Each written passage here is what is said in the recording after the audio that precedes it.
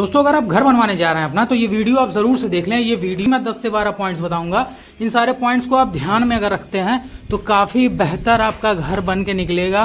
कहीं इलेक्ट्रिकल के कोई भी पाइप्स वगैरह आपके डिस्टर्ब नहीं होंगे, कहीं प्लम्बिंग वॉशरूम वगैरह में कहीं प्रॉब्लम नहीं आएगी। आपके कमरे जो है बहुत ही बेहतरीन निकल के आएंगे।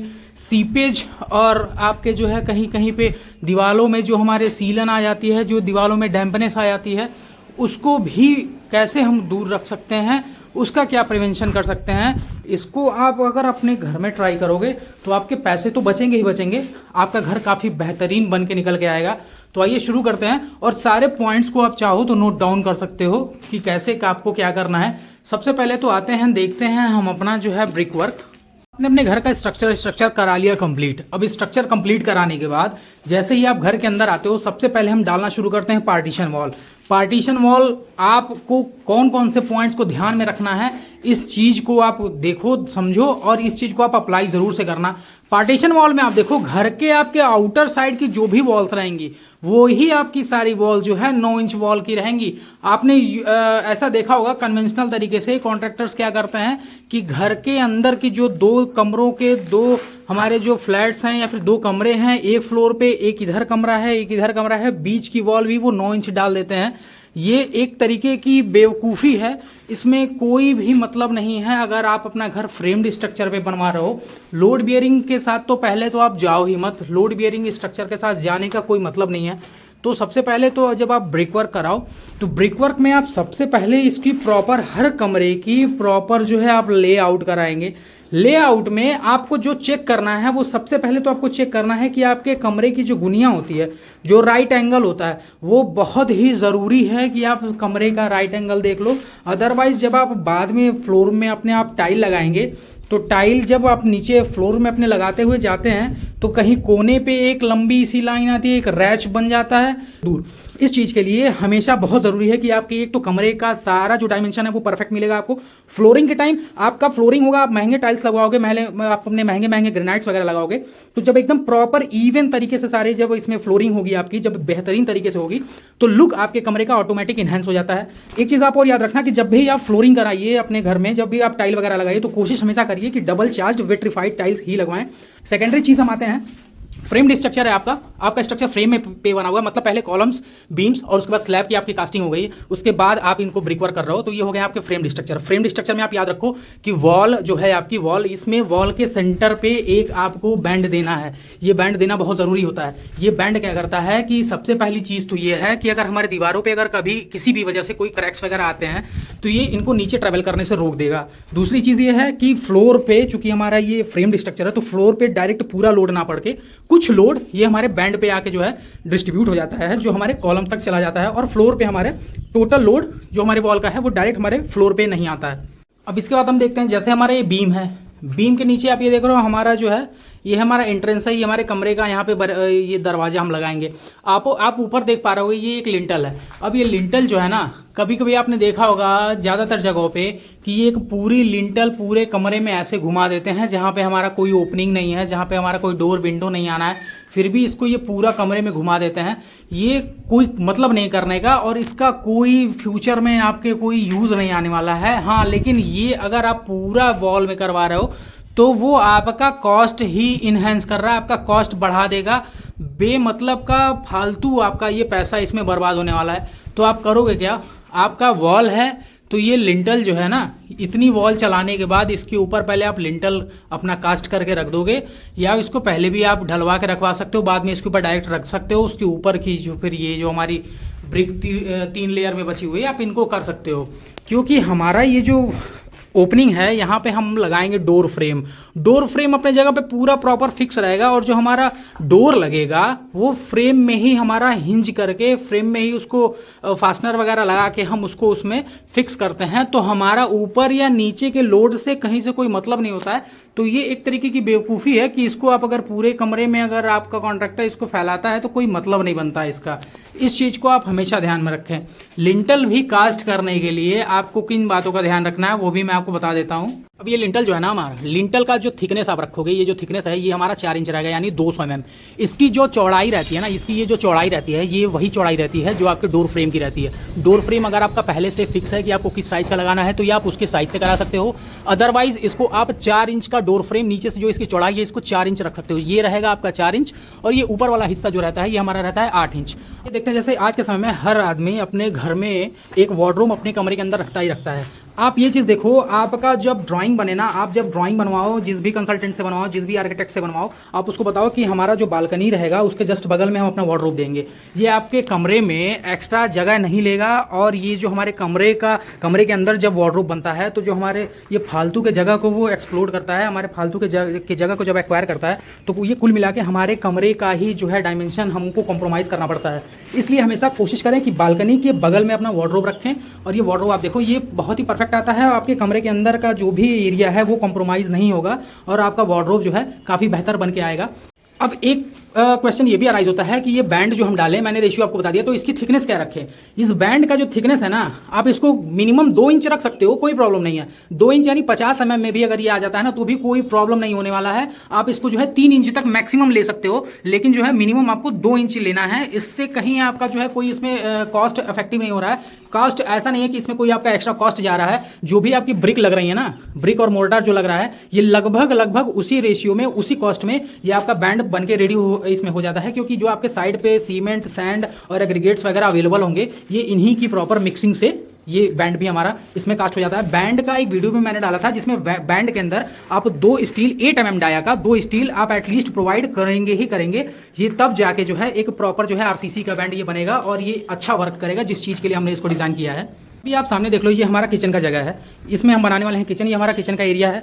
किचन के एरिया में जब भी आप किचन का काउंटर डालोगे ना, उसके पहले आपको ये काम कर लेना है कि किचन का काउंटर का जो भी साइज होगा, सबसे पहली चीज़ आपको बता दूं, किचन के काउंटर की जो हाइट रहेगी, आपके फिनिश फ्लोर से जो हाइट रहेगी, ये आपको मिनिमम 32 इंच और मैक्सिमम आप 34 इंच 35 इंच तक आप इसको लेके जा सकते हो। आपको किचन में भी ना कोई भी फालतू का इसमें खर्चा करने का ज़रूरत नहीं है, बहुत मोटी वॉल्स चलाने की ज़रूरत नहीं है।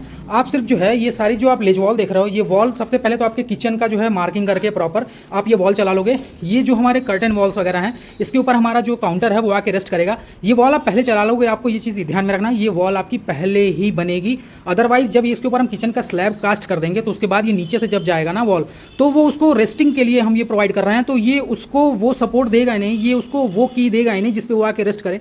क्योंकि आपका स्लैब तो पहले से ही आपका कास्ट हो गया, स्लैब ऊपर या नीचे तो बाद में झुकेगा तो है नहीं, इसीलिए इसको पहले से हम बना देते हैं, ताकि किचन का जब स्लैब है तो ये प्रॉपर इसके ऊपर रेस्ट करे, और उसको एडिशनल सपोर्ट जिसके लिए हम ये लेज वॉल बना रहे हैं, ये चीज़ हमें प्रॉपर वहाँ पे मिले। तो फिर आपका जो किचन का काउंटर है ना, वो बिल्कुल कुछ इस तरीके से कंप्लीट होकर दिखेगा। लेज वॉल हमारी पहले बन जाएंगी। नीचे से जो ये एक वॉल आ रही है, ये पहले हम बना देंगे, जिससे हमारा जो है ये किचन का स्लैब जब कास्ट हो तो इसके ऊपर आके प्रॉपर ये रेस्ट करे। अब किचन का जो ये काउंटर होता है, इसकी चौड़ाई जो है आप 2 फीट रख सकते हो। ये आपका स्टैंडर्ड है। आपके पास अगर स्पेस ज़्यादा है तो आप इसको बढ़ा सकते हो, यानी 24 इंच से लेके आप इसको 26 इंच 28 इंच तक कर सकते हो। लेकिन जब बहुत ज़्यादा आगे हो जाएगा ना, 2 फीट की जगह 2.5 फीट या 3 फीट हो जाएगा, तो फिर आपको काम करने के लिए घर में जो लेडीज़ या जेंट्स काम करते हैं किचन में, उन्हें एक्सेस करने में प्रॉब्लम हो सकती है। इसलिए इसको जो स्टैंडर्ड रखते हैं वो 2 फीट रखते हैं। 2 फीट से आप इसको 2.5 फीट तक ले जाने से पहले प्रॉपर जो है अपना जो है एक्सेस देख लें कि आपको कहाँ तक एक्सेस मिल रहा है, उसके बाद ही आप इसकी साइज को घटाएंगे या बढ़ाएंगे। घर की वॉल है ना, ये आपको एक बार में पूरी कभी नहीं चलानी है, हमेशा 2 बार में चलानी है। जो आपकी फुल हाइट हो वॉल की, हमेशा जो है 2 बार में, एक बार में आधी वॉल, उसके बाद हम ये डालेंगे कंक्रीट का बैंड, वॉल बैंड, उसके बाद आधी बची हुई वॉल को हम चलाएंगे। ये चीज़ आप हमेशा प्रॉपर तरीके से याद रखिएगा। और कंक्रीट की मिक्सिंग प्रॉपर होनी चाहिए। कोई भी टाइम पास वाला काम आपके घर में नहीं होना चाहिए। कॉन्ट्रैक्टर को इस चीज़ के लिए आप पर्टिकुलर अच्छे तरीके से आप उसे वार्न करो, आप उसे स्ट्रिक्ट करो। आपका ये काम है कि आप उसको बोलो कि प्रॉपर जो रेशियो है, प्रॉपर रेशियो भी फॉलो होगा और प्रॉपर मिक्सिंग भी होगी। ऐसा नहीं है कि साइड पे थोड़ा सा मिलाया और इसको डाल दिया, क्योंकि इसकी भी अपनी एक प्रॉपर स्ट्रेंथ होती है। और ये देखिए हमारा जो ये वॉल बैंड है, ये हमारे कॉलम में कॉलम के अंदर गया हुआ है ड्रिल करके। ये 2 से 2.5 इंच तक ये भी गया हुआ है। 2 स्टील हमने इसके अंदर प्रोवाइड करी हुई हैं। ये चीज़ बहुत ज़रूरी है कि आप इसमें स्टील प्रोवाइड करो। और ये सामने आप देख पा रहे होगे कॉलम पे हमारे हैकिंग हो रखी है। ये कॉलम हमारा कॉलम जैसे ही अगले दिन खुलता है, हम कॉलम पे हैकिंग ज़रूर करते हैं। हैकिंग का तरीका ये प्रॉपर नहीं है लेकिन हैकिंग करना बहुत ज़रूरी होता है। हैकिंग करने से होता क्या है कि जब हम इसके ऊपर प्लास्टर करते हैं ना, तो प्लास्टर को एक अच्छा ग्रिप मिलता है पकड़ने के लिए, ताकि जब हम कभी फ्यूचर में इसके ऊपर हैमरिंग या ड्रिलिंग करें तो प्लास्टर के जो हमारे पूरा पैच छोड़ने लगता है, वो टूट के गिरने लगता है, वो प्रॉब्लम यहाँ पे नहीं आएगी। एडिशनल चीज़ जो आपको ध्यान में देनी है, हर वॉल में, जितनी वॉल आपकी कंप्लीट हो रही है, हर वॉल में ये ग्रूविंग जरूर से होनी है। ग्रूविंग जो है हमारी, ये 5 से 7 mm अंदर तक डीप जाती है, और ये फिर ये जो लाइनिंग होती है ना, इसको प्रॉपर अच्छे तरीके से बना दिया जाता है। ये भी इसीलिए बनाया जाता है ताकि हम जब इसके ऊपर प्लास्टर का मोर्टार इसके ऊपर डालेंगे ना, तो उसको एक बढ़िया ग्रिप मिलेगा, एक अच्छा क्लच मिलता है इसको पकड़ने के लिए। तो ये चीज़ आप ज़रूर से करवाएंगे, और ऐसे देखने में वॉल भी हमारी काफ़ी अच्छी लगती है। तो हमेशा ग्रूव कटिंग बहुत ज़रूरी है। वॉल एक बार में कभी नहीं पूरी बनाई जाएगी, वॉल हमेशा 2 बार में बनाई जाएगी। आधी वॉल चलने के बाद हम कंक्रीट का सिल बैंड डालेंगे, कंक्रीट का वॉल बैंड डालेंगे, उसके बाद बची हुई आधी वॉल हम इसके ऊपर चलाएंगे। भी आपको याद रखना है बहुत ज़्यादा कि वॉल बनने के बाद प्लास्टर से जस्ट पहले हम जो है इलेक्ट्रिकल की पाइप्स वगैरह डालने के लिए चेस कटिंग करते हैं। चेस कटिंग हमेशा जो है मशीन से कराएं। मशीन जो हमारी चेस मशीन आती है कटिंग की, ग्राइंडिंग मशीन की तरह होती है। उसमें जो है सामने जो है 2 कटर व्हील्स लगे होते हैं जो हमारी वॉल को काटते हैं। ये चेस कटिंग कभी भी जो है आप हैमर और चीजल की मदद से कभी नहीं करेंगे, क्योंकि इससे क्या है ना, जितनी बार हैमरिंग होती है पूरे वॉल पे हमारे जो है उसका जो है जैसे जैसे वो हैमरिंग करता है पूरे वॉल पे जो है वाइब्रेशन जाती है, और फिर उससे वॉल हमारी होती है कमज़ोर। तो ये जो वॉल कटिंग है, जब भी हम चेस कटिंग करेंगे कंड्यूट पाइप्स डालने के लिए, तो हमेशा जो है मशीन के थ्रू करेंगे, इसको मैनुअली कभी नहीं करेंगे आपके हैमर और चीजल की मदद से। चीज़ हम अपने बाथरूम्स के साथ करेंगे। बाथरूम्स में भी जब हम प्लम्बिंग का काम कराएंगे तो सेम तरीके से, अब देखिए कितने इवन तरीके से इसकी सारी जो है झीरियाँ, इसके सारे चेस कटिंग कितने बहुत ही साफ सुथरे और एकदम बिल्कुल इवन तरीके से हैं, जिससे हमको जितनी ज़रूरत है पाइप को अंदर बैठने के लिए उतनी ही हमारी जो है ये चेस कटिंग हुई है। ना पाइप इसमें बाहर होने का डर है और ना ही बहुत ज़्यादा अंदर जाने का डर है। तो इस चीज़ के लिए हमेशा जो है चेस कटिंग जब भी कराएं तो चेस कटर मशीन से ही कराएं। और बाथरूम्स में आप जो पाइप यूज़ करें तो इस समय ब्लू लाइन और रेड लाइन वाली जो ये पाइप्स होती हैं, ये हमारी प्लम्बिंग की पाइप्स, जो हमारी ये CPVC पाइप्स हैं, तो इसमें आप बाथरूम में 2 कलर का यूज़ करने की ज़रूरत नहीं है। रेड कलर का मतलब होता है कि हमारे जो है वार्म वाटर के लिए है, यानी उसमें हॉट वाटर आएगा तो इसमें पानी में कोई प्रॉब्लम नहीं होगा पाइप में, कि इसमें कोई ये पाइप हमारा गल जाएगा या फिर इसमें ये पाइप हमारे जो है टेढ़े हो जाएंगे, बैंड हो जाएंगे, ऐसा कुछ नहीं होने वाला है। इसी वजह से इस पर रेड लगा होता है कि ये जो है एक्सट्रीम वेदर कंडीशन और पानी का जो आपका एक्सट्रीम जो है टेम्परेचर होगा उसको भी ये सस्टेन करेगा। तो हॉट वाटर हो या आपका नॉर्मल वाटर हो, शावर का वाटर हो जिसमें हम अपना गीज़र का भी पानी लेंगे, जिसमें हम अपने मोटर का भी पानी लेंगे, तो यहाँ पे पूरी जो प्लम्बिंग है बाथरूम की, आप इसको बिना सोचे समझे आप ये सारा जो है CPVC के अच्छे ब्रांड के पाइप से, किसी ब्रांड के नाम को लेने की ज़रूरत नहीं मुझे, आप मार्केट में खुद से एक बार ट्राई करो कि कौन से ब्रांड अच्छे चल रहे हैं, आप उनके पाइप्स डलवाओ और कोशिश करो हमेशा कि CPVC पाइप्स ही डलवाएं और अच्छी क्वालिटी का डलवाएं।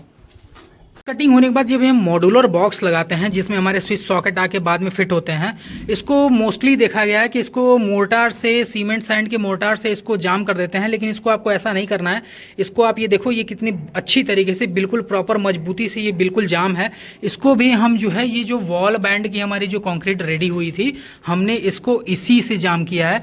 और आप जो मॉड्यूलर बॉक्स घर के अंदर लगाओगे, इस मॉड्यूलर बॉक्स की थिकनेस 2 mm से कम नहीं होनी चाहिए, और कोशिश करें कि हमेशा जो है अच्छे ब्रांड का, अच्छी कंपनी का लगवाएं, मजबूत मॉड्यूलर बॉक्स लगवाएं, ताकि इसमें जब भी हम इसके ऊपर स्विच सॉकेट बोर्ड वगैरह लगाएंगे तो कहीं इसमें हम जो है जब स्क्रू लगा के इसको टाइट कर रहे हैं या फिर इसमें हम जब अपना स्विच सॉकेट लगा रहे हैं तो ज़्यादा चांसेस होते हैं कि ये कहीं से थोड़े बहुत बेंड हो जाते हैं, और फिर बाद में आपका कॉन्ट्रैक्टर जो है ज़बरदस्ती उसके ऊपर जो है अपना स्विच सॉकेट लगा के चला जाता है, और बाद में इन फ्यूचर अगर कभी आपको खोल के निकालना वगैरह पड़ा तो उसके ये जो थ्रेड्स वगैरह होते हैं, इसकी जो एजेस हैं ये दब जाती है ना, तो फिर बाद में आपका स्विच सॉकेट बोर्ड इसमें अच्छे तरीके से बैठता नहीं है। तो हमेशा ध्यान रखें कि ये जो आप मॉड्यूलर बॉक्स लगवाएंगे ये 2 mm थिक लगवाएंगे, 2 mm की थिकनेस के साथ होना चाहिए। और जब आप इसको लेने जाओ तो एक बार इसको हाथ में लेके आप देखो, और इसको हाथ में लेके अच्छे से दबाओ। अगर ये स्क्वीज होता है, अगर ये बेंड होता है तो आप उसको ना लो, जो हार्ड मटेरियल का हो आप उसे ही लो।